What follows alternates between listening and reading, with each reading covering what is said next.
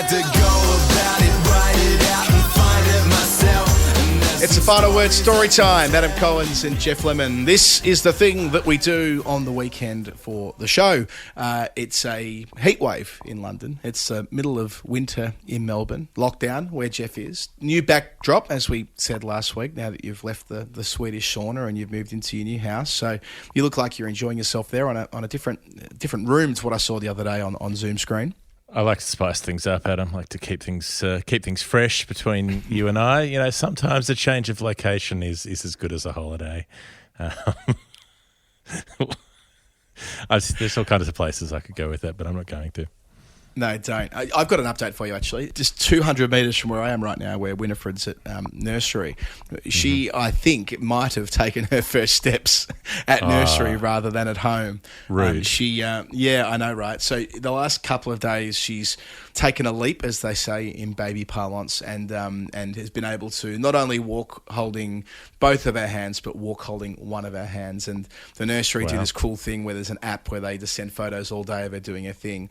And there are multiple photos that give the distinct impression that she's walking. So that's quite exciting. When we finish recording today, I'm picking her up from nursery, and we'll see. We'll put her to the test. If she can't walk in front of me and only can walk in front of who she spends the day with at nursery, then I'll be mightily pissed off. But we'll see how we go. Are you going to take away her driver's license if she can't walk in a straight line? Yes.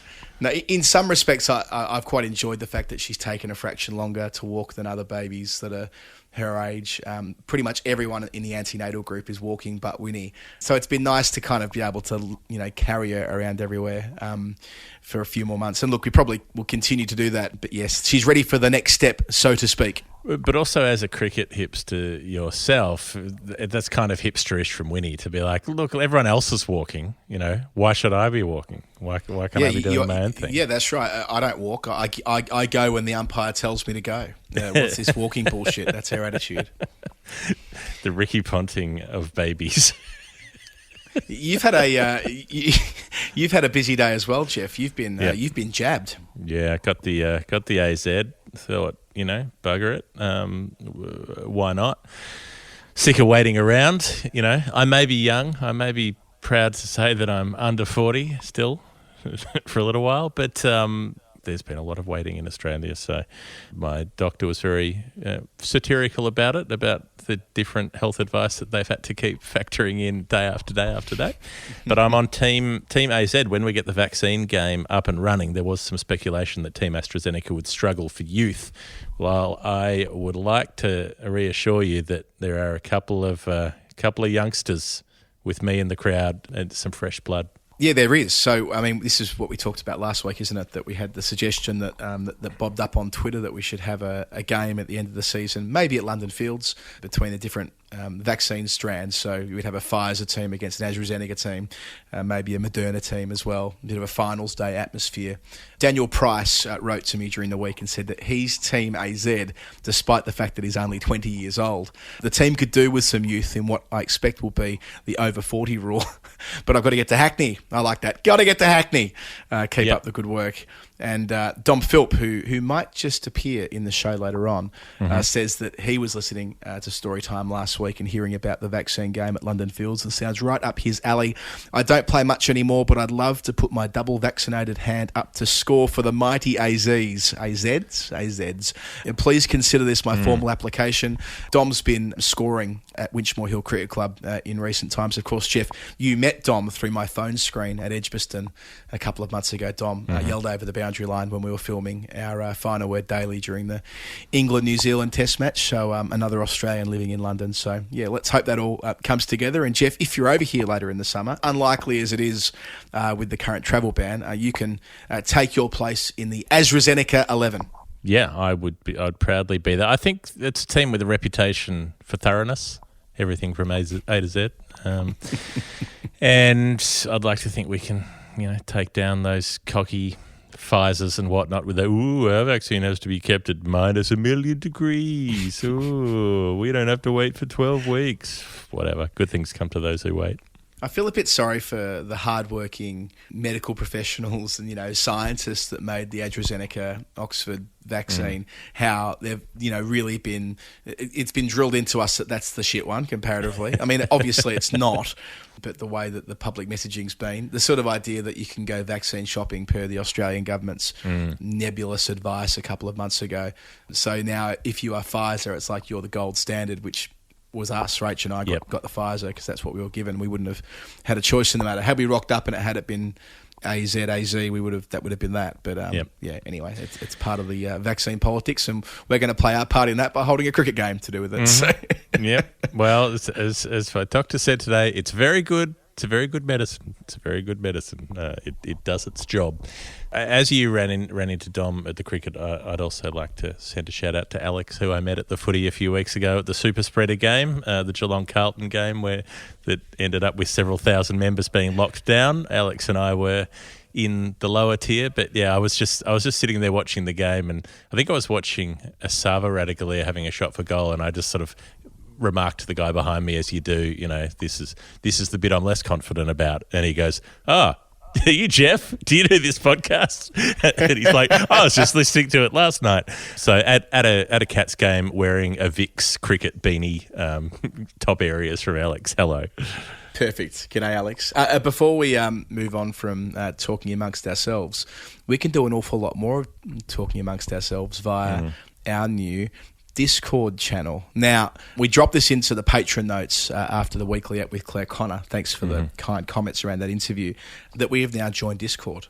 We took a long time to get on Facebook and Instagram, and now we've taken it to the next level. Discord, if you're not aware, is a chat room. It's a message board, all rolled into one, and it's a bit of a private members club in there. If you're a supporter of ours on Patreon, it's a new little value add that you can continue your final word discussions in that platform. It's extremely easy to set up if you're already a patron. It's just a case of downloading Discord, not even downloading, setting up a Discord account in your browser, and then you'll be able to go on your Patreon page and say that you want the two things to talk to each other.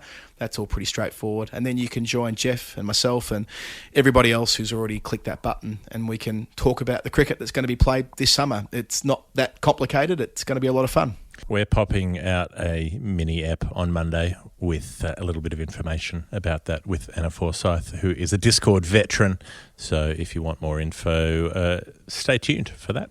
Yes, consider this the soft launch between times. One other bit of news before we get into the new numbers and Nerd Pledge and all the rest of it. Just to note that John Woodcock passed away on Sunday, aged 94. He was the sort of legendary storyteller at the Times, all the way through from the early 50s through till the late 80s. He was sort of an old-fashioned match reporter in that English tradition, if you like, sort of capturing the details in that way that we've become accustomed to over here with cricket journalism. He edited Six Wisdoms in the 80s. He was the president of the Cricket Writers Club between 1986 and 2004, so a massive stretch. He went to his first Lord's Test match back in 1936. And his first tour of Australia was 1950-51, where he ended up swanning about, if you like, with E.W. Swanton. He became a pal of Cardus. There's a lovely piece with Mike Atherton from when he turned 90 back in 2016, which gives a sense of how involved Woodcock was with so many players and administrators back in a far more simple era when exchanges, the lives that you led, if you went on tour, you were going on tour with the players. You weren't kind of penned away from them and so on. So he had these wonderful experiences in somewhat of a glory era of journalism. He said that the innings he would love to go back to, this was in the Atherton piece, is Cowdrey's first century from 1954 at the MCG, which we were talking about, Jeff, 6 weeks ago maybe on Story Time. So there was that nice thread that I saw there. And you'll like this as well. In 1976, with Henry Blofeld, he drove to India for the Indian tour in a 1921 Rolls Royce. So he was a member of the aristocracy in that respect, I suppose, having the ability to do such a thing, which is fairly indulgent. But what an amazing adventure it must have been. Drove from England to India. Yeah, I mean, I don't know how they. I mean, yeah, and it's an astonishing long way to go, but it's a trek. Yeah, I mean, it's no Melbourne to Brisbane, but England to India. So you'd have to you'd go through the continent, and then you'd have to go through the Middle East, I suppose. I guess so, yeah, and up over through Afghanistan or Pakistan. Pakistan, I would have thought, through Iran to Pakistan to and come in the west border of India that way. Extraordinary. Takes some doing. Mike Selvey, our old colleague from The Guardian, and these days the president of the Cricket Writers Club, described Woodcock as the finest of all cricket writers, the doyen, the godfather. You wanted context, he could provide it because he'd seen so much. A life well lived. And I think that's a nice place to leave that. But yes, a true giant of cricket writing. Died this week, aged 94, John Woodcock. Valet. Well, in honour, in a way, let's delve into the distant past and maybe the not so distant past of cricket history. Some new numbers off the top to get us going as we investigate via the means of Nerd Pledge, the game that we play with people on the Patreon page. So this gets a bit complicated. How did this become a cricket history show? Well, people started sending us numbers. And they started sending us numbers in the form of financial contributions to say, you make a podcast twice a week. We'd like you to be able to take time to spend on it. Here's an amount of money to be able to do that. And we're very grateful for that. And people started not sending normal round amounts, but specific amounts that related to cricket in some way. For instance, first new name on our show today, a familiar name to listeners of the program, Tim Vanderpump, party liaison, who was sent through a generous pledge of €11 and 15 euro cents.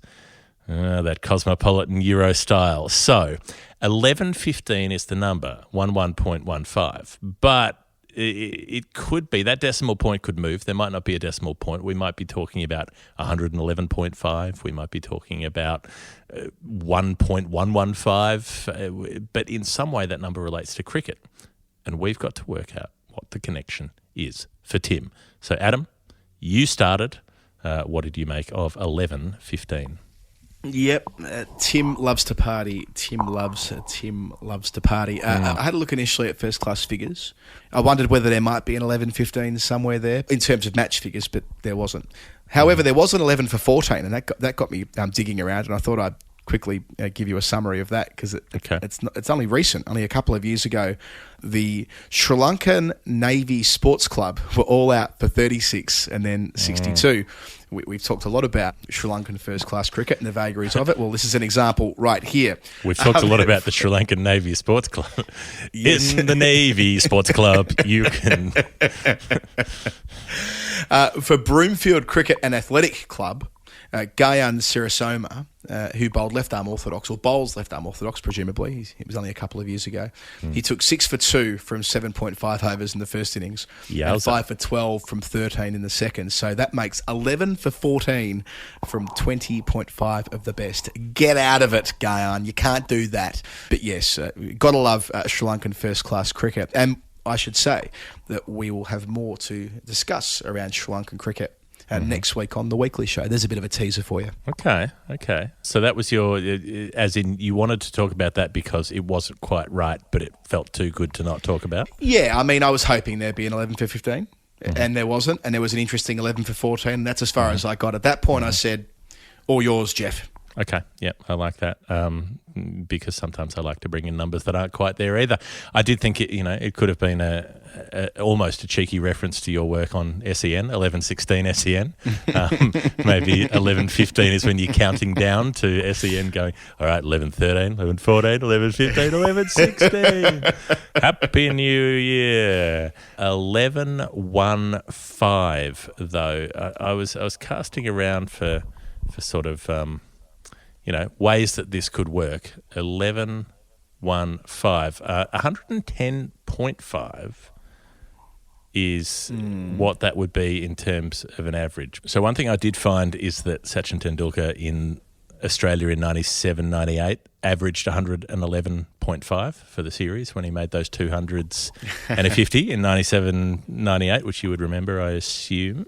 So you're talking about the test tour Australia made of India, in early 98. Yeah, that feels right. The Bangalore ton would have been in that one? Yeah, so the Bangalore ton was in a losing effort in the end. That was the Michael Kasparov test match, but it's the Calcutta century when he and Azharuddin both post three figures when it's just like out of this world brilliant from Tendulkar. Just when he was starting that, intense rivalry with Shane Warne, when Warne's shoulder, it wasn't going quite yet, but Warne was still very good in that series. But yeah, Tendulkar, the first time they'd faced off in India in Test cricket, it was a memorable occasion. But considering that we were starting with Euros for the party liaison, I thought England's still part of Europe as far as many people are concerned, and not as far as others are concerned. But 1,115 is the number of runs that Andrew Flintoff made for England in his most prolific year. He had some pretty skinny years with the bat. But in 2004, across formats, the two formats that they played at the time, he made 1,115 runs, 16 matches, 4 centuries. 3 of them were in one-day cricket. But it also included his what would end up being his Test best score of 167 against West Indies at Edgbaston. And I find that year interesting as it's that sort of sense of him as this dominant force with the bat, that he's growing in stature, he's coming for you. And that kind of results in 2005 when he is so dominant, when he makes 402 runs in that Ashes series. It's almost off the back of that previous year where there was the confidence that Flintoff could do it with the bat regularly, that they could bat him at 6 without worrying about that being a spot too high, and he did come off enough times in that 05 Ashes to make a difference with the bat. So I thought that might be what Tim Vanderpump's thinking of, the greatest year with the Q of Andrew Flintoff. Excellent. Thank you, Jeff. Thank you, Tim Vanderpump, getting us moving today on Storytime with 11:15. Dom Philp, already brought him up once when talking about the AZ Pfizer game. He's in with a number as well. 298. Didn't come with a clue. However, as soon as I saw it, I thought, this is a scorecard, potentially, related to a scorecard I was looking at just last week on the show. So the other 298s that it might have been, Daryl Mitchell's 298 for Worcestershire against Somerset in 2009 when he was bowled by Peter Trigo, so 2 veterans of the circuit. But remember last week we had sort of 2 themes running through our Nerd Pledge numbers. One, New Zealand one-day internationals in Australia, and the other being neutral one-dayers played in the old Tri Series. Oh, yeah. We had a couple of numbers that related to both, and I thought this is the sweet spot again. It's 97-98, I hope, where South Africa played New Zealand. They played 2 absolute belting games that were resolved by about 3 or 4 runs on either occasion, and one of those was a game that was described as one of the best one-day internationals of the era, and I reckon it was. I watched it live at the time as a kid. It was a Friday night from the Gabba, and South Africa started off by making 300 for 6 in the afternoon session. Gary Kirsten made a century, 103 from 113 at the top of the list, and then Hansi made 55, bashing it round at the end. And 300, Jeff, in 97-98. $55 or 55 runs? Yeah. Would you like a bet on it? 300 for 6 was a pretty big score in that era. And then New Zealand are in strife, much as they were at the Wacker when we were talking about Jacob Oram last week, at 124 for 6 in the 31st over. And then Chris Cairns, in keeping with your theme, went nuts. 64 from 54 balls. Adam Perore took it a step further on his first tour of Australia, that must have been, making 67 from 48. And they get it to the last over. They get it deep. New Zealand needs 7 off 2 balls with 2 wickets in hand. Sean Pollock's bowling the last over. He's in at Dion Nash. 7 from 2.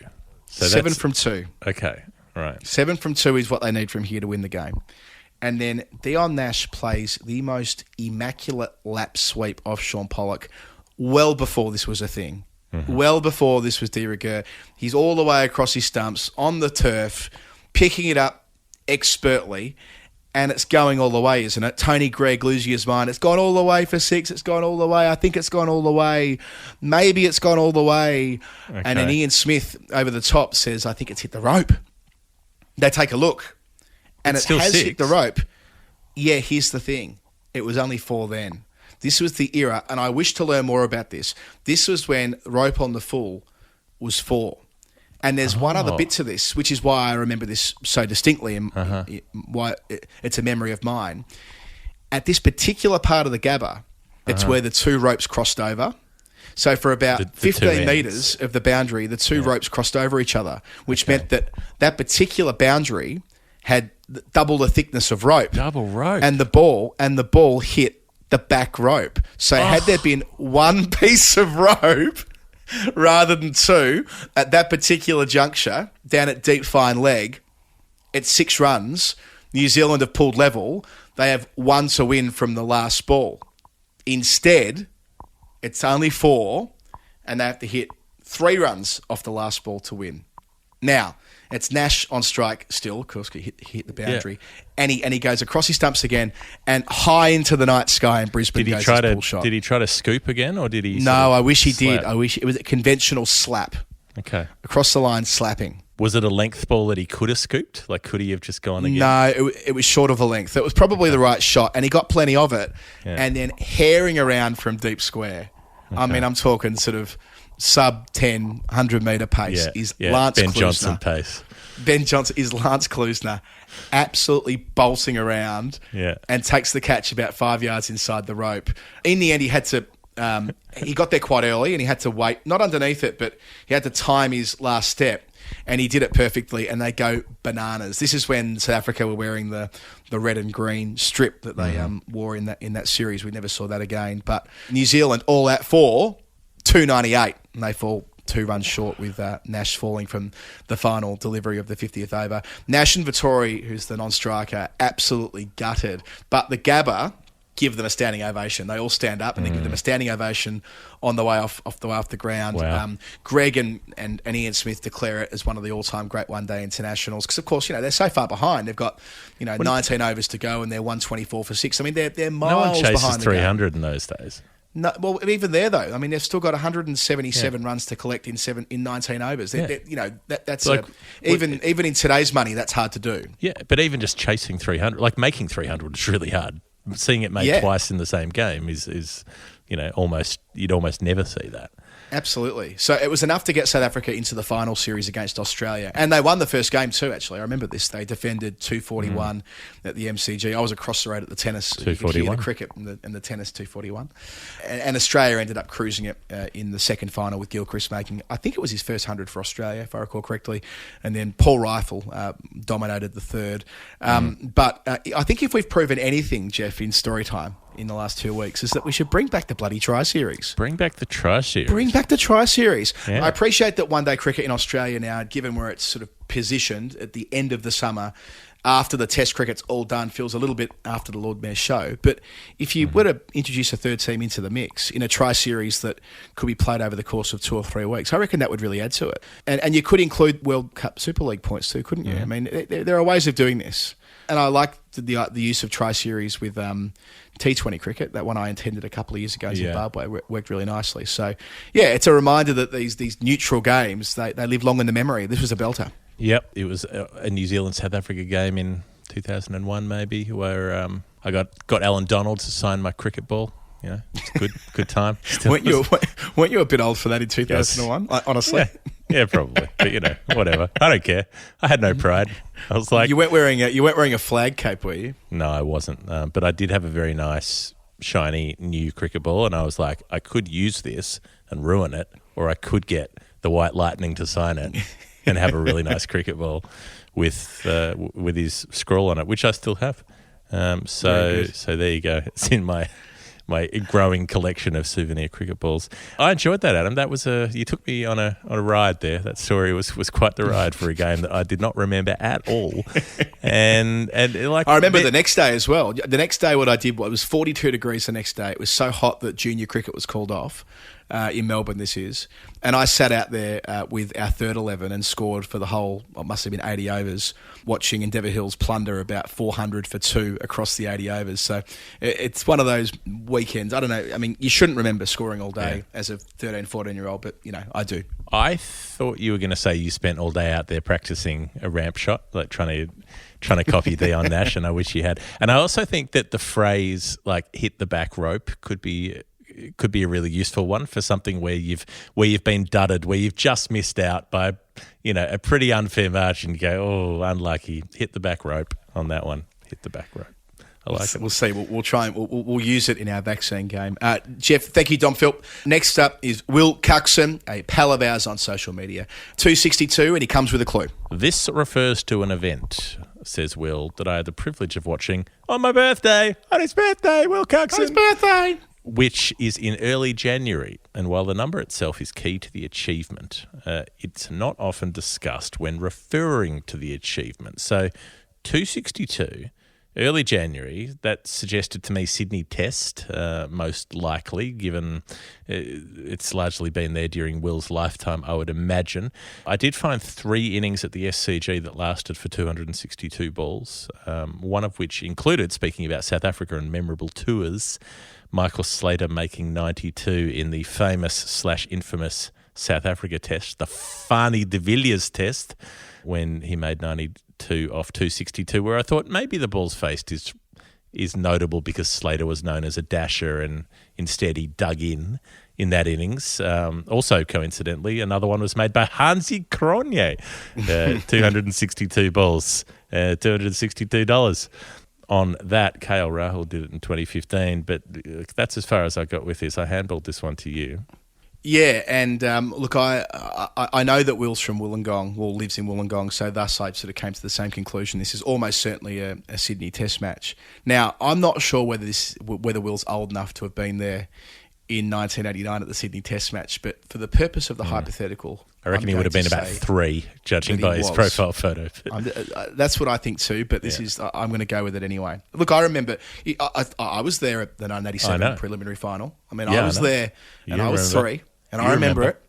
I mean, I was in the car park when Gary Buckenara kicked the goal after the siren. Because your dad wanted to leave early because he wanted to beat the traffic. So you've relayed that to me with pain in your voice a number of times. He's probably listening to this, Dad, and I'm sorry. It's not like it's a thing. Like it's not like a major thing in our relationship, but it is a memorable moment in my childhood. There's a line from the great Australian poet Adam Gibson who writes some beautiful sort of performance pieces where he just tells you stories of Australia in this kind of voice, but there's a line in one of his poems where he just says again and again for a couple of minutes, he goes, I remember everything. I remember everything. I remember everything. That's what I think of when you tell me about Gary Buckenara in 1987 when you were 3 years old. There was this great segment on radio today where Bruce McAvaney was talking to Jared about their first Olympic moments. What is your first Olympic moment, Jeff? What's the first moment you remember from when you're... I remember. Have you got 88? 88 probably? Some stuff from No, I don't think I watched anything in 88, which is a shame because I wish I had watched the Juice race. I was reading up about that, the dirtiest race ever. So 8 out of the 8 finalists, 5 of them got pinged for positive drug tests during their careers, and one of them got banned as a coach for doping all of his charges. That was published by that book was published by Wisden, by the way. Was it? It was. Yeah. So 6 out of 8, to have 6 out of 8 firmly linked to the Juice, to have good old, Carl Lewis hopping into Ben Johnson after the game before it's later revealed that he had 3 positive tests himself that got covered up. I mean, good times. I think Carl Lewis was only on the pseudo F. He was on the Sudafeds, which wasn't quite the same as being on the Hulk out roids like Ben Johnson. But yeah, it does bring you closer to the George Carlin position of just let them take whatever they want and see how fast they can get. Like, let's find out. The problem is rocket boots. Yeah, the problem there is you get into a WWF or WWE situation where they don't live as long as they perhaps should. So there's an ethical issue with letting them brought up. I remember 88. Hey, live fast and die young. That's how the phrase goes.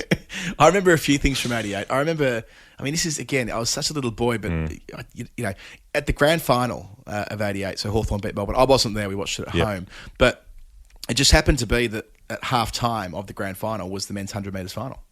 So they showed it on the big screen, apparently, at the MCG that afternoon. I'm not sure whether it was on tape delay, but they definitely showed it on the big screen at the G when Johnson ran his 9.79. So you watched the first half of the race and then your dad left to beat the traffic. And you didn't see.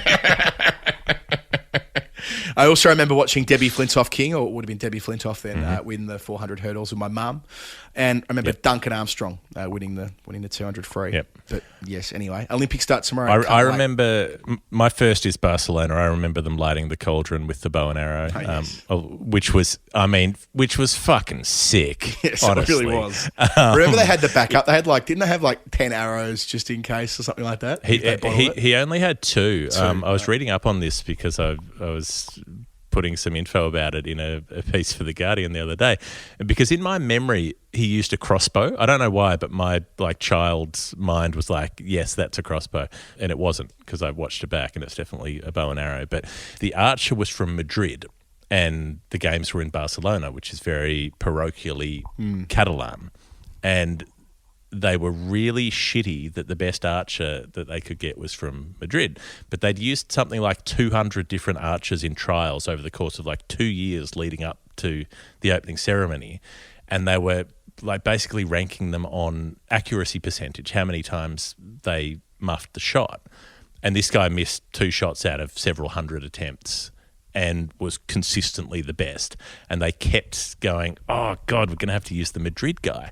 And so but he kept being the best. And then at some point, the Catalan officials were like, hey, can you just teach a couple of our guys how you shoot that arrow? And he was like, screw you, I'm going back to Madrid. And he left. And then they had to come begging him to come back because they didn't want to take the chance. So he had 2 arrows. He had one as a backup in case he missed. And then there was an automatic ignition button that would have lit it anyway if he'd missed the second one. But he negotiated that he got a second shot, but he didn't need it. Imagine he stuffs up the second one and they have to put it on the audio ignition. I mean, he would go down in infamy, wouldn't he? Yeah. Imagine that those Olympics are on, say, Network 7 now and BT's commentating the opening ceremony and he goes, straight through the eye, diddle diddle.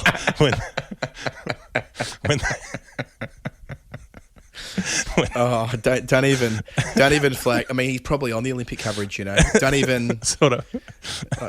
Don't say things you can't take back. They might come true.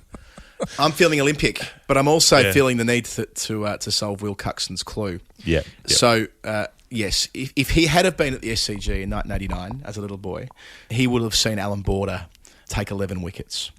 He will have seen him take 7 for 46 the first time around and 4 for 50 in the second. A famous victory for Australia against the West Indies. Yes, a bit of a dead rubber, but one that they built from. Of course, they go on and win in England later in the year, and the entire trajectory of that Allan Border team changes from there. However, so the clue here reads that key to the achievement to which it refers, but is not often discussed when referring to the achievement. So if the achievement is Australia beating the West Indies and Allan Border, almost everybody's talking about his 11 wickets with his left arm spin. Yep.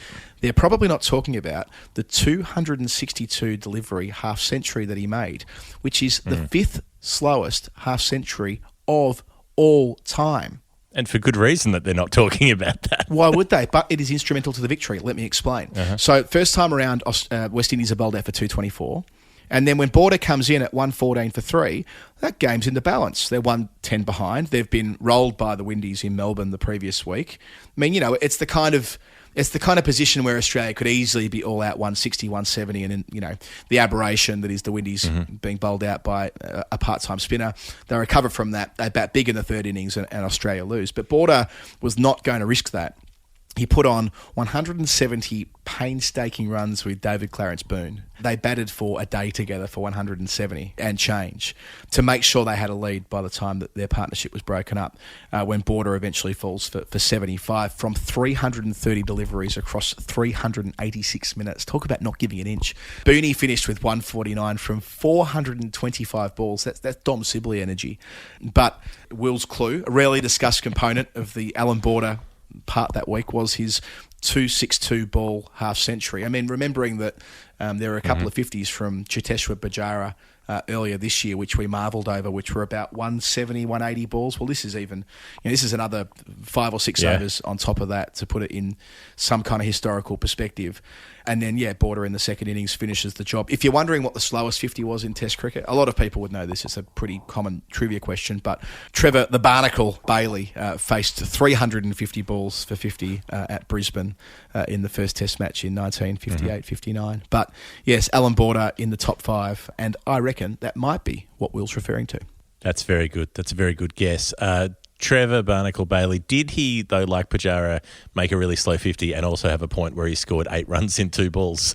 Because there was that 50 right. where he just carved a couple through the cover at one point and then went back to blocking. That's a very, very good guess, Adam. I like it, the 262 for Will Cuckson. The other bit with Trevor Bailey is that I had a conversation with Coney a couple of weeks ago when doing the Edgbaston test with him. And Coney, I was asking him a few questions for a column I was writing about his affinity with England, and he started by saying, well, yes, I had a book when I was a child about English cricket, and Trevor Bailey was on the cover playing a forward defensive.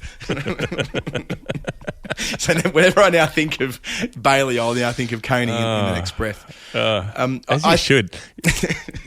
Coney should have a show. It should be called Coney Island, and it should just be Coney getting whoever he wants to talk to go. Like, he should have a podcast that's just let Coney go for 2.5 hours. You know, kind of like, what's the name of Dan Carlin, like the history guy, hardcore that kind history, of thing. Yeah, but instead of the formation of the USSR, it's just Coney talking about Nottinghamshire for 3.5 hours. You know. I'd subscribe. I'd pay money for that. I'd be a patron of that podcast at the highest tier. And speaking of patron, Will Cuckson, of course, is a patron of ours, as is everyone on Storytime. And we pull out 2 of them from a hat each week to win a slab of Brick Lane, Jeff. Will has been picked out of the hat, and he has a slab of beer potentially coming his way, or to somebody else of his choosing. Yes, you get to give someone a case of beer, and that could be you and it could be someone else. You get to give them a case of lovin' you, potentially, if they like the beer enough. Brick Lane, the lager this week, is the one that's heading out to Will Cuckson. We've been enjoying the work of Brick Lane. Well, I have. They've sent me some samples, and I have tried the lager. Easy drinking kind of thing. 4.5%, taking it pretty easy. All malt, Adam. Smooth bitterness. Clean, crisp finish. Working on my FM radio stylings. And Will, that'll get sent. The ability to get that's between you and Brick Lane, but they'll work it out with you by email, and then you can either forward it on to someone or redeem it yourself. Indulge me by saying a little bit more about this beer. It's a true premium lager. Our unique cross-flow filtration allows the quality ingredients to express themselves fully to give a clean, crisp beer. The all-malt body and classic smooth, hot bitterness delivers a perfectly balanced beer. It's 20 past 4 in the afternoon where I am right now, and it's about 30 degrees outside in a city that doesn't do well in the summer. I desperately want a Brick Lane lager. The fact that I'm in the UK means I'll have to wait till later in the year when I'm in Australia for the Ashes. But no, if you like what Brick Lane are doing, we love being associated with them.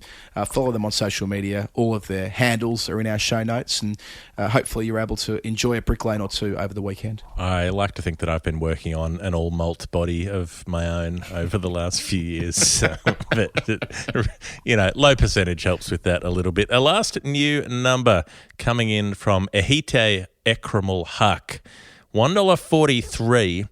Now, I'm going to take a guess here that Ehite sounds like a name that's coming from Bangladesh. That's my guess. That's my vibe. And so I've made that suggestion to Adam, and he's taken a run at this one. Yeah, I agree. It feels like a name of Bangladeshi extraction, which means I ruled out a dusty old bastard here, which would have been Arnold Warren. By the way, Arnold Warren played 1 test match for England, took a fifer, got Trumper out twice, and was never picked again.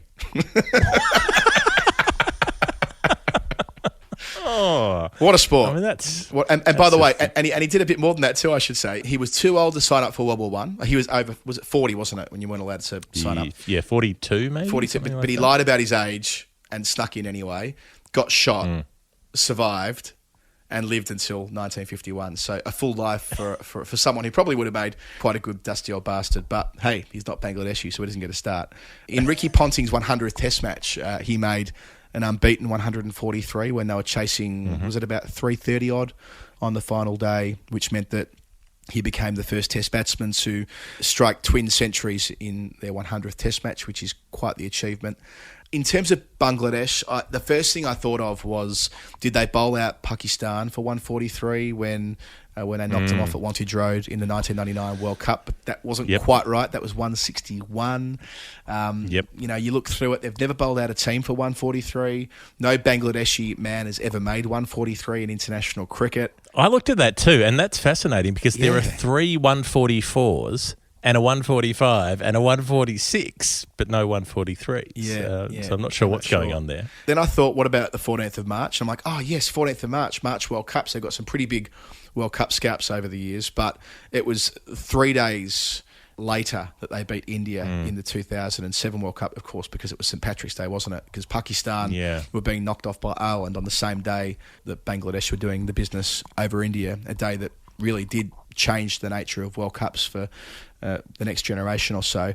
And 4 years later, they did beat the Dutch on this day, on the 14th of March 2011. But I don't think that's quite relevant, given that Bangladesh ended up being bundled out of that tournament in the group stage, as opposed to 07 where they advanced to the second stage. So I'm going to just leave it there and say that if you've got any 143 Bangladesh ideas, we'd love to hear from you, from the crowd, for next week, where we'll return to Ehite's $1.43. Or if Ehite wants to send a clue through, well, we're all ears. Yeah, I mean, it's not to say it has to be a Bangladesh number, but that's our starting point. That's where we're working from. I did pick up on the fact that Bangladesh made 143 to win a T20 game against Pakistan, a one-off back in the days of the one-off T20 when Pakistan went to Dhaka in 2015, got held to 141 for 5, and Bangladesh made that 3 wickets down. Shakib Al Hassan, 57 not out, $57 on it, 143 for 3. Was that score? I mean, that game didn't seem particularly notable in any other way, unless that was, a game that was close to the heart of the pledger for one reason or another. I'm not sure if that's a likely answer. Story time is a conversation. It's dynamic. It goes back and forth. So hop in the DMs, and when we don't get your number the first time around, we do it again. Same goes for any of the previous numbers. If it's not right, hop in the messages and let us know. And if you want to play Nerd Pledge, very easy, patreon.com/thefinalword. You can sign up. You can feel the warm, glowing feeling of knowing that you're helping us continue to make the show twice a week, to do interviews like we did with Claire Connor earlier in the week, to do random nonsense like what we're doing right now. And we'll be able to keep doing it with your assistance, and you'll be able to be part of the fun. All right, that's our last new number for this weekend. We're going to take a break, grab a glass of water, and return for some revisits, some confirmations, and some correspondence. Hi, I'm Brian Waddle. You're listening to The Final Word with Jeff Lemon and Adam Collins. It's cricket season in the UK. It will soon be cricket season again in Australia. Wherever you are, it's either cricket season or it's going to be cricket season, which means it's always a good time to be thinking about getting your next cricket bat, maybe your next set of pads, your next set of gloves, giving yourself something nice to feel confident as you stride out to the middle and walk back later for a hard grafted and ugly 4. You can do that in style. You can do it with Woodstock, because this company knows about making cricket bats and tailoring them for the people who use them, to make sure that your bat speaks to you and you speak to it and with it and through it. They've won a lot of awards, which doesn't always mean an awful lot, but I love the fact that they were voted in the blind bat testing. So, when you go through a bat testing competition, you don't know which bat you got. It went 1-2. I was just imagining blind bat testing being like testing whether a bat can see or not, like whether it's been fooling you all along. You're like, no, it definitely keeps flying into the wall. We've had a bit of an Olympic theme on story time today, and this went 1-2. It won the gold and the silver Woodstock this season in the Good Gear Guide. Good Gear Guide theme of the conversation. Theme of the Olympics as well. Show jumping. Yeah, get on the show jumping. Get on the show jumping powder. Now, I want to note a couple of things about Woodstock. They put the customer right in the middle of the transaction. These aren't the bats that are sitting on a shelf somewhere. When you go in their generic sports shop, you charge the retail rate and off you go. Each bat is designed in collaboration with you. You have a consultation with the bat makers there at Woodstock, up there at Notts. They make sure that you have got the appropriate bat for you. They're not going to price you out of the market. This isn't about trying to extract as much as they possibly can in one transaction. It's about, hopefully, over a long period of time, wanting to keep coming back and buying some of the best cricket bats in the world. They've got a growing stable of international and domestic stars, including Stephen Finn, friend of the show. Finney, who of course plays at Middlesex, and he's playing in the 100, which started last night, but the men's 100 starts this evening. So you'll see Finney on national television brandishing a Woodstock cricket bat. Mark Adair, who took wickets for Ireland the other day, he has a Woodstock. In fact, Mark Adair batted number 5 for Ireland the other day, didn't he? They moved him up the order. So... Yeah. I'm going to start calling him a Woodstock's all-rounder, Mark Adair. But here's the best bit, 20% discount. And after you've gone through the whole process with them, they'll chuck 20% off in the price bar if you simply put in TFW20 at their website, woodstockcricket.co.uk. That's all in the show notes. You don't need to remember that. But a fifth off on a cricket bat, that's a fairly sizable discount. And also, they're not the most expensive cricket bats to begin with. They're definitely the best. They're definitely the top quality-wise, so there's no compromise there. But they try not to absolutely sting you for the highest possible price to begin with. And then you can get 20% off, and you can get 20% off any other kit as well, any of their full-price stuff, pads, gloves, bags, clothes, the works, anything on the website. So good deal. Check out what they've got.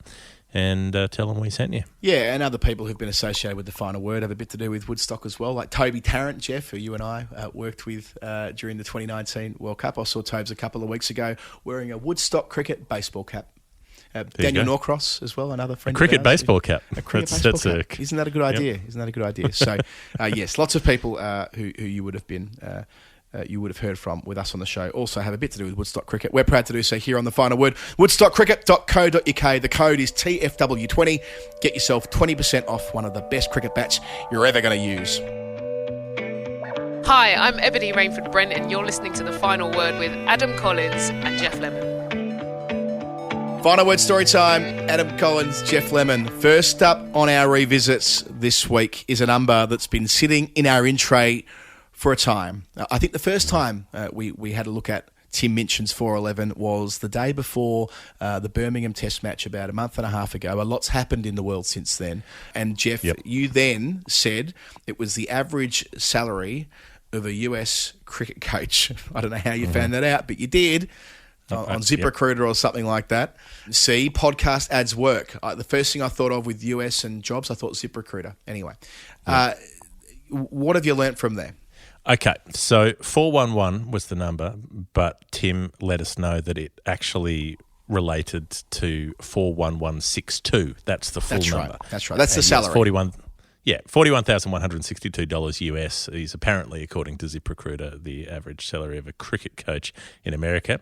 And so before we get to where Tim tried to help me with this clue, let's go to a message from Richard L., who wrote in to say this has nothing to do with cricket, but it does have to do with your comment about commercials that will stay with us for the rest of our lives, and milk, and the number 411. This is very final word areas, Richard. You knew your target audience. Richard says, in the 1950s and 60s, the most remembered phone number in Detroit and the rest of southeast Michigan was Texas 41100. That was the phone number of the Twin Pines Farm Dairy. This was because of the jingle, which played on their ads, and their sponsored children's program, which was called Milky's Party Time. This couldn't be any more our areas. Party Time, Tim Vanderpump Party Liaison, Dimmoth Karuna Ratner's Pool Party, and now we've got Milky's Party Time. And the song, I don't know how the tune went, but Richard has given me the lyrics, which went like this. You can have worry-free home delivery. Call Twin Pines, Texas, 41100. Why it said Texas when they were in Michigan, I don't know. That's America for you. It's a fucking confusing joint. Richard goes on to say, the cool thing for me is that my dad wrote the lyric. Imagine that. Imagine the swag power of that at school. Yeah? What's your dad do? Wrote the song about Twin Pines Dairy. Yeah. How do you like them apples? My dad wrote a song once, which I think might be relevant to a conversation we're having earlier in the show. This is a bit of a corrector record for having bagged him earlier. Remember a couple of years ago when the GWS Giants made the grand final and Big Big Sound became the biggest song in Australia?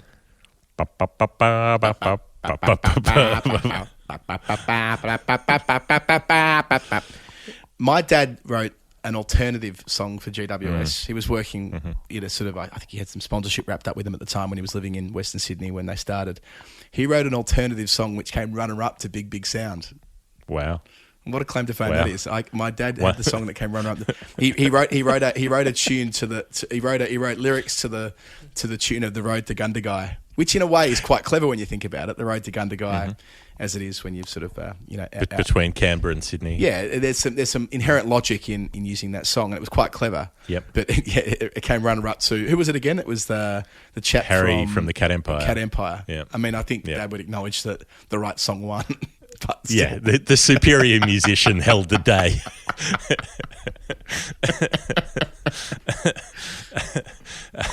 It was all over when they questioned your dad and discovered he'd never stayed to the end of a football match before because he wanted to beat the traffic. They're like, this doesn't sound like a true fan to us. Harry Angus, he stays to the end of the game.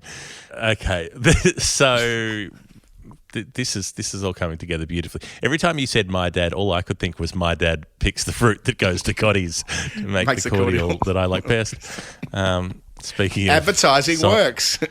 Jingles that get stuck in your head forever. Okay, so this is Richard L's letter on the way to Not That Tim Mentions number. So bear with us. Richard says, for kids who grew up of a certain age, it's pretty much a given that if you sing the first 3 lines, they remember the phone number, even if they might not remember today's date. I'm not sure if this Facebook link works, but this is a photo of Claire Cummings, who played Milky, who once, quite drunk, tried to pick up my mum at a Twin Pines Christmas party. And the photo is of Milky in a truck with the slogan on it. Now, I did click on this, Adam. And look, this probably isn't a thing I want to share with the broad podcast audience because I'm sure it will come back to bite me. But I'm not a big fan of clowns. You know, I find clowns unsettling. And Milky is a fucking clown, like a legitimate clown, Looks not an like insult clown. Looks. I've clicked on it too. Looks like Zig and or Zag. Yeah, which neither of whom you want anywhere near your kids. No, one of them. One of them was fine. It was the other one. One of them's fine, but you're just not sure which one. So you're like, just for the sake of safety, you want to make sure that you don't invite either of them. So, yeah, extremely freaky clown with an entirely white face and an entirely white outfit and a big white conical hat. All white. It's an absolute horror show. You can imagine Milky trying to climb in through the kitchen window at night. You hear something crash down in the kitchen. Oh, God, Milky's downstairs. Milky's downstairs. You know, everybody out the window onto the roof. This is horror show material. And so then we find that the actor behind Milky tried to pick up Richard's mum at the Twin Pines Christmas party. You can't make this stuff up. This is absolute gold. And this is before we even get to the number. So we come back to Tim, 41162. And Tim's clue was that this nerd pledge is in line with previous pledges being a final word issues number. Previous pledges involved the front foot no ball and Clary Grimmett. Bless you, Tim. 41162. It's a cricket number which does refer to a certain player but isn't a statistical analysis. It has 2 dots in it, but they're not decimal points. And I'm kicking myself now that I didn't get this, but I couldn't get my head around this thing that there were dots in the number, but it was one number. And so I was messaging back and forth with Tim a bit, going, help me get the conceptual framework here. And Tim said, look between Northumberland Avenue and Bow Street. And I was like, that's a Monopoly reference. And Tim was like, just Google a Monopoly board. And I was like, I will not Google a Monopoly board. I have pride. And then I realised that there was a Monopoly set in my new house. I was like, someone has Monopoly. So I got to go and dig the board out. And between those 2 streets is Marylebone Station. The Marylebone Cricket Club, the MCC, Law 41.16. I feel. How did we not get this before? Oh, I know. I'm pretty. I was looking at this like 2 weeks ago. Continue, please. That law reads, as long-time listeners of the show will probably guess, if the ball is not delivered and there is an appeal, the umpire shall make his or her decision on the run out. If it is not out, he or she shall call and signal dead ball. The ball shall not count as one in the over. That comes under the section of if the non-striker leaves their ground early, the law most dear to our hearts on the final word. Bless you, not that Tim Minchin. Bless you, Richard L. No blessings for Milky, you absolute freak show. Stay away from me.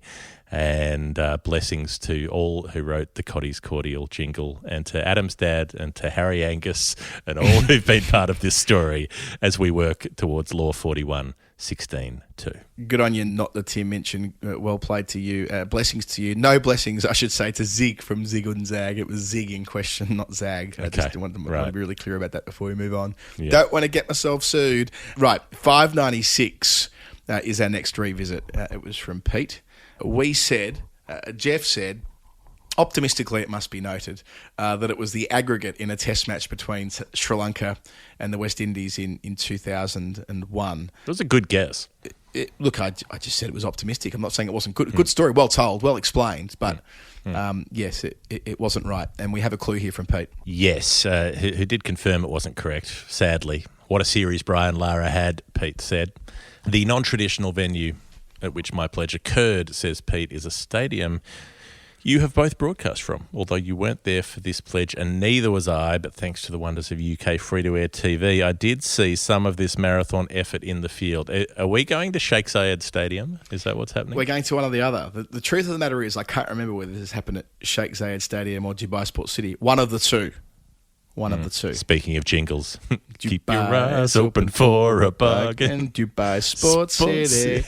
Back to White Line Wireless days there. Right, so yes, this didn't take me long to work out. So earlier this year, Zimbabwe played Afghanistan in 2 test matches in the UAE, which is the sort of default home venue for any team that hasn't got a home ground that's usable, and that's the case for Afghanistan for the time being. And 596 is the number of deliveries Rashid Khan bowled in that second test match. It's a crazy test when you look back at it. Afghanistan make 545 for 4 declared in the first innings of the match, double ton in there. And Zimbabwe respond all out 287, albeit a fairly gritty 287. Rashid takes 4 for 138 from 36.3 overs the first time around. Then they enforce the follow-on, which, I mean, I love. I love the idea they enforced the follow-on, having bowled a lot of overs in the first innings. But I like to think they just did it because they hadn't had the chance to do it before, and they wanted to take it out for a spin. It was like, who knows when the next opportunity might be? Yeah. Let's just have a go. Yeah, fair enough. But in the second innings, they had to bowl 148.5 overs to eventually bowl out Zimbabwe for 365. In that second innings, Rashid bowled 62.5 overs, 17 maidens, 7 for 127, making match figures of 11 for 265 from 99.2 overs. So had he bowled 4 more deliveries, of course it would have been 600 balls and exactly 100 overs, but unfortunately he fell just short of that. I'm sure he did not think it was unfortunate. I'm sure he was very relieved to stop. There was also that analysis that pointed out that he bowled more overs in that match than he bowled in the entire IPL beforehand. I think it might have been the entirety of his IPL career, full stop. It might have even gone one step further. It was the most bowled by anybody in the 21st century, the most since Murali sent down 683 balls at the Oval in 1998 in that famous victory for Sri Lanka over England, where Murali took, Jeff, was it 16 wickets, 15 wickets, something like that in the test match.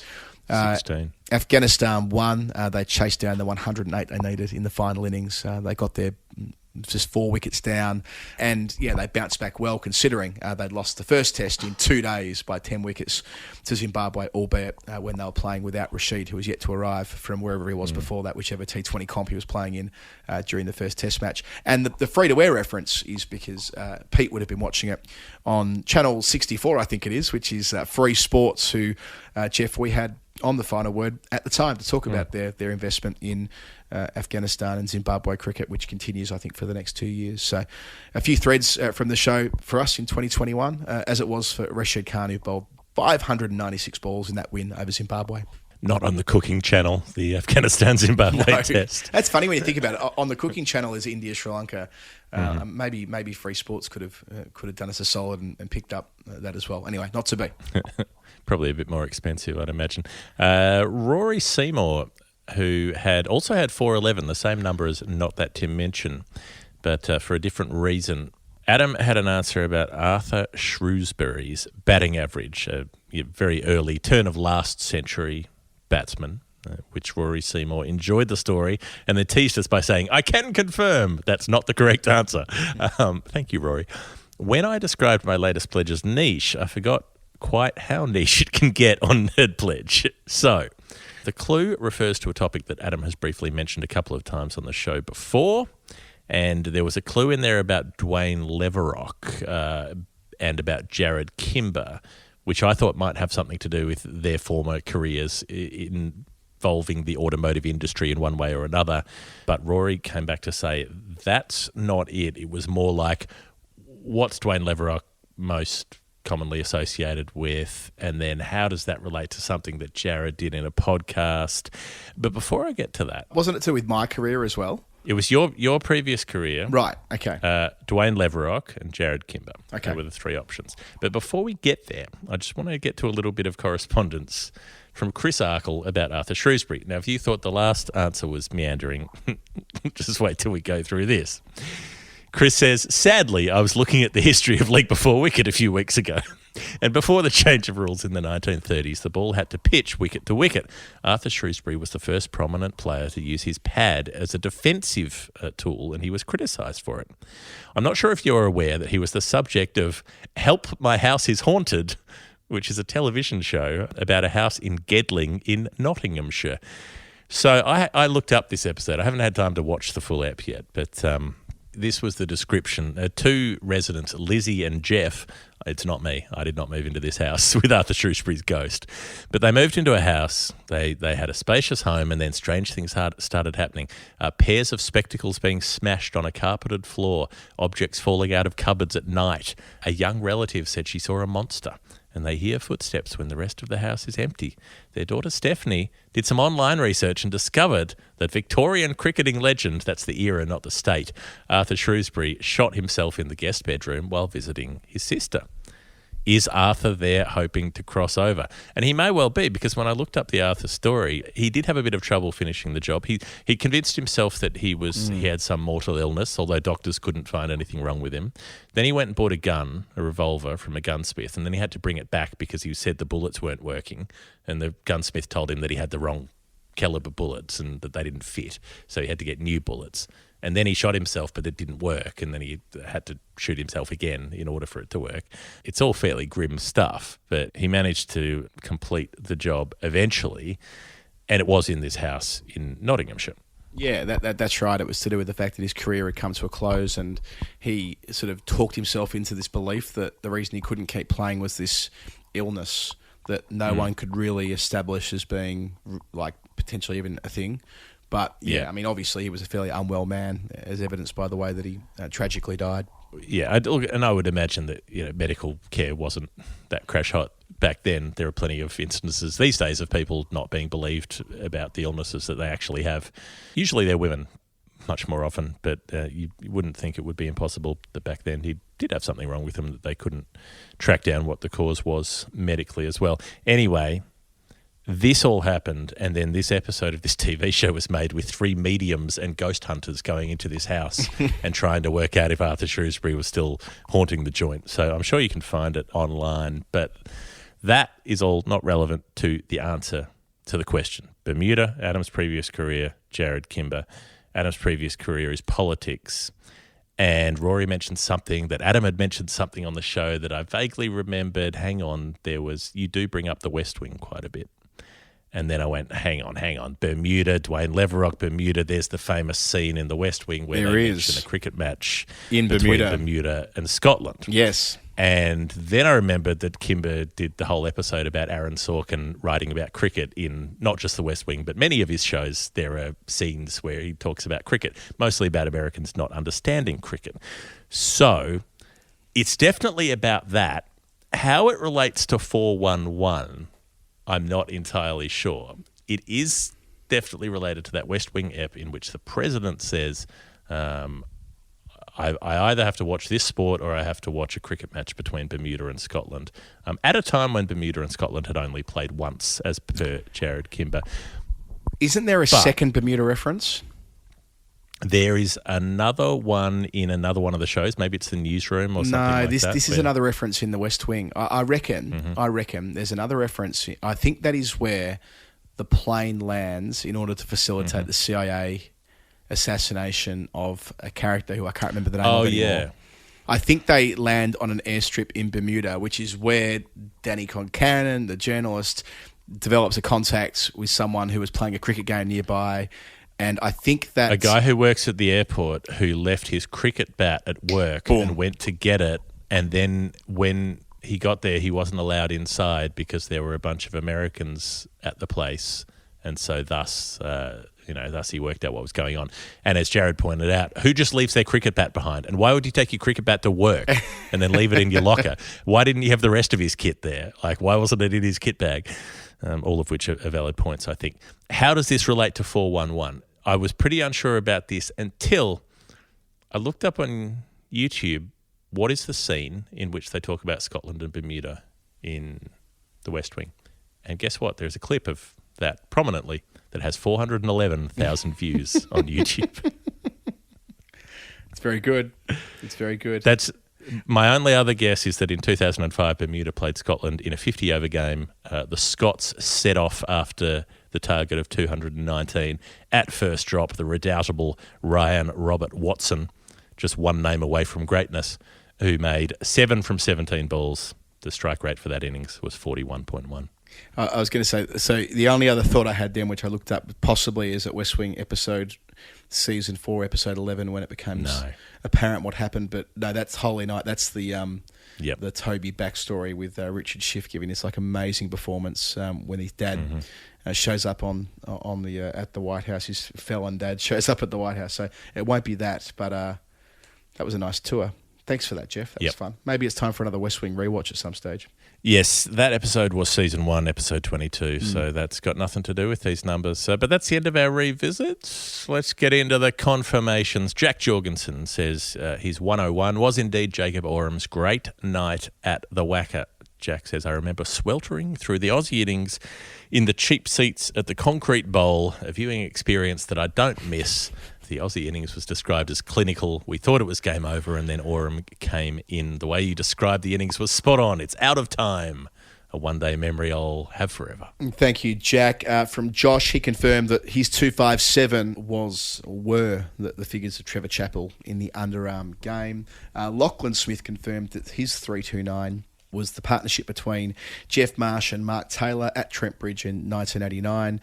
Lachlan goes on to say that partnership blew his mind. I couldn't believe you could bowl for that long and not take a wicket. Not that I was feeling sorry for the English.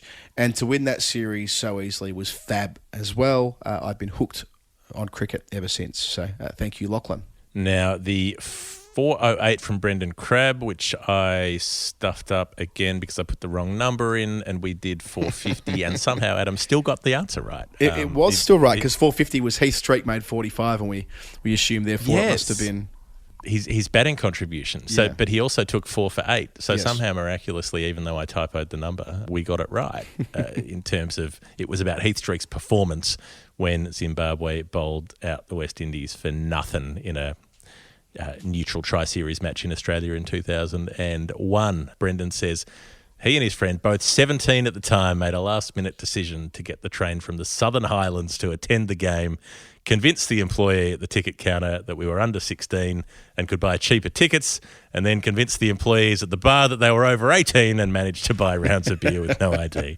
So they had the best possible day on all fronts. And he remembers it for saying, well, at least we'll get to see Lara bat, which lasted for about 7 balls. Thanks to Brian Strang for knocking over Lara there. Good on you, Brendan Crabb. He's been fun to talk to about that number. Peter Roberts, 543. Jeff nominated good Dr. Rudy from Namibia, who played in the 2003 World Cup, both in cricket and in rugby. A confirmation here. You're spot on about Dr. Rudy. Kudos to Jeff for coming across as very knowledgeable about a sport that can't be very close to his heart. I assume by that he means rugby. Your comments on the I don't mind a cheeky Didn't spot. Didn't you get a junket to the 2011 Rugby World Cup or something like that? Isn't there some story where if you got to write a match report and you were horrendously drunk and isn't there some there are a lot of Jeff stories Lemon like tale that where and you broke a bone or something, and there's a whole elaborate. It was my first professional sporting trip was covering rugby, not covering cricket. Yeah, the 2011 Rugby World Cup. It was was some like Qantas sponsored thing, and I was writing for a website and they wanted someone to go, and I was like, I don't know anything about rugby, and they were like, yeah, but you're funnier than our other writers, so we're going to send you instead. Yeah, I broke my shoulder crashing a dirt bike and watched the Rugby World Cup final on an extremely heady mix of painkillers and sponsor Heineken's, and had quite the time, but stories of that for another time. He says, Peter, this is your comments on the good doctor's possible Tinder profile reminded me of the perhaps apocryphal story of the guy who led his profile by noting that his comments had made the Cricinfo live commentary on multiple occasions. He'll have to up his game. Imagine that. Imagine the first line of your Tinder profile is, I've been mentioned on the Cricinfo live commentary on multiple occasions. I mean, form an orderly queue. Yeah, text me back. Andrew Miller does. It's Matt Roller time. Roller, roller, roller, roller. Keep roller, roller. I love that his nickname in Cricinfo is Heavy. Oh, yeah. Very good. Makes Very me happy. good. Hello, Heavy. He's probably listening. Will Sandy Sandford, we were talking about the bowling of Ranji Horden back in the early 1900s. Will says that 5.56 referred to the first innings of Australia-India at the Adelaide Oval in 2003. What a test match that was. He put the pledge in just after day 3 at Adelaide last year when India got cleaned up for 36, and he was thinking of that epic test match in which Australia made 5.56 and India made 500 plus, the double hundreds from Dravid and Ponting, and then Ajit Agarkar with his crucial intervention. He's 6 for 43, I think he took, without looking it up, and says that he firmly believes that Simon Kadich should be our next test spinner. That's the kind of campaign you would have got behind at the time. I saw Kat yesterday, actually, just before we were going to interview Claire Connor. They were staying at the same hotel, so I ran into Kat as he was preparing for tonight's men's 100 opener. He's the coach of the Oval, I should remember the names by now, the Manchester Originals, and they're playing against the Oval Invincibles. That's going to take me a while, but yes, it was nice to run into him, albeit at a safe distance, given they're operating in safe living conditions while they're over here. I wonder whether everybody who's involved with the 100 will be able to stay off the apps and keep bat and pad close together in safe living. Time will tell. Yeah, did you know I've been on the Cricinfo ball-by-ball commentary?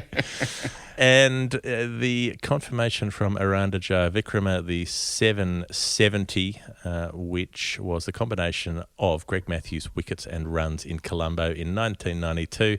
It's good to remember how solid some of the Sri Lanka players were, says Aranda, like Asanka Gurusina, as well as the fact that other players with so much talent massively underperformed, like a young Aravinda and Roshan Mahanama. Also, the umpiring quality was quite abysmal, says Aranda, having watched back some of the highlights on YouTube. Good times when the umpiring could be truly shocking and nothing could be done about it. Yeah, I think Gurusina ended up moving to Melbourne, I'm pretty sure, after he finished his international career. He was a fine player at number 3. I remember, I think his old boy fell into his box, didn't it, when his box got split open in the test match in 95, 96, David Lloyd style. But yes, putting that to one side, that probably wasn't the highlight of his career. He probably wishes he had put it to one side. One of these things that did happen. But no, I'm fairly confident he ended up on the Melbourne club circuit when he finished up playing for Sri Lanka. They're the stories you come from. Get back on the circuit. They're the facts you come and stay deep into story time for. Yep, the things you find out. Right, that's the revisits. Bannerman adjacent activity. Now, this story was sent to us by Brian Stratford and by Andrew Beach about Craigar Cricket Club in Ireland, a match in which one team needed 35 runs from the final over and got there with 6 sixes from the last over of a match. An unusual feat. Maybe we can't say unprecedented, but it wouldn't have happened many times before. No, and look, a lot of people have done this now. When I first popped this into the notes like a week ago or so, it hadn't received much coverage. I think everybody has reported on this now, but a chap by the name of John Glass hit 6 sixes to win the T20 trophy for Ballymena last week. We had a note here from Brian Stratford, who said that Craigar is the closest cricket club to where he lives, about a 10-minute walk, but unfortunately he didn't witness this. But from what he'd heard, the bowler basically bowled the same ball on a good length on the stump 6 times in a row, and in each instance the lads swept him for 6. Poor bastard. I've also heard that they scored 20-odd from the penultimate over as well, so quite the finale there in the T20 final. Thanks to Brian and Andrew for sending it in. We complete the show as always with a bit of correspondence. The first note we got this week, Jeff, for reading out was from Pat Rogers, an old friend. Yes, he said he enjoyed the Percy Jeeves tale, says Pat, as I've just finished reading his superb biography by Brian Helford, The Real Jeeves, the cricketer who gave his life for his country and his name to a legend. Brian has accessed the regimental documents and been able to place Jeeves on the Western Front up to and including his death. Why I was reading it, says Pat, will be revealed next week. Also good to hear of Ranji Horden, who I wrote about in the Night Watchman 32 in the article on dentists who have played cricket for Australia. Bless you, Pat. He's an absolute ripper, Pat Rogers. I can't wait to see what he comes up with next. Richard Clark dropped us a line. I would call him our Glenn Turner / Worcestershire County Cricket Club correspondent. So therefore, he enjoyed our most recent story time because we were talking about W.G. Grace having the magnum of champagne delivered to him after making his 100th 100. And that's exactly what happened when Glenn Turner reached his 100th century in 1982.